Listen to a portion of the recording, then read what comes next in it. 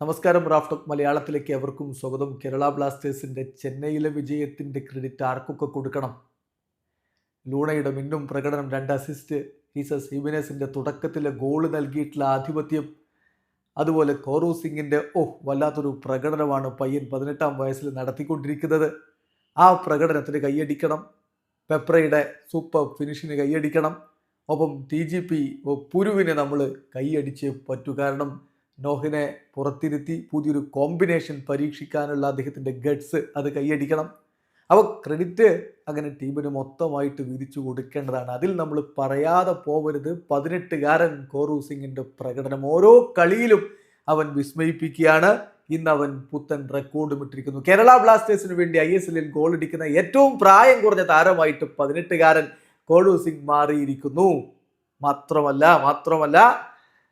Also second youngest player to score a goal in ISL goal അടിക്കുന്ന second youngest player ആയിട്ടും അവൻ മാറിയിരിക്കുകയാണ്. കോമൽ തട്ടാലിന് ശേഷം പ്രായം കുറഞ്ഞ ഗോൾ സ്കോറർ എന്നുള്ള റെക്കോർഡിലേക്കാണ് അവൻ പോയിരിക്കുന്നത്. 18 വയസ്സിലാണ് ഇമാതിരി മെച്ചൂർഡ് ആയിട്ടുള്ള പെർഫോമൻസ് അവനിൽ നിന്ന് വരുന്നത്. ആദ്യ ഗോൾ യഥാർത്ഥത്തിൽ ജീസസ് ഹിമെനസ് അടിക്കുന്നത് കോറു സിംഗിന്റെ അധ്വാനത്തിന്റെ ഫലമായിട്ടാണ്.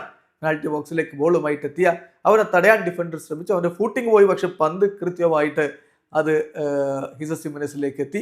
അത് അസിസ്റ്റ് റെക്കോർഡിക്കലി കോറുവിന് ലഭിക്കില്ലെങ്കിലും അതിൻ്റെ പുറകിലെ കാര്യങ്ങളൊക്കെ ചെയ്തത് കോറുവാണ് എന്ന് നമുക്ക് വ്യക്തമായിട്ട് അറിയാം. പിന്നെ ആദ്യ പകുതിയുടെ അവസാന ഘട്ടത്തിൽ ലൂണയിൽ നിന്ന് കിട്ടിയ പന്ത് എടുത്തുകൊണ്ട് വലയിലേക്ക് അടിച്ച ആ ഒരു കോൺഫിഡൻസ്, ചെറിയ ഡിഫ്ലക്ഷൻ ഉണ്ട് ശരിയാണ്, പക്ഷെ അതൊരു കിടിലൻ സ്ട്രൈക്ക് തന്നെയായിരുന്നു.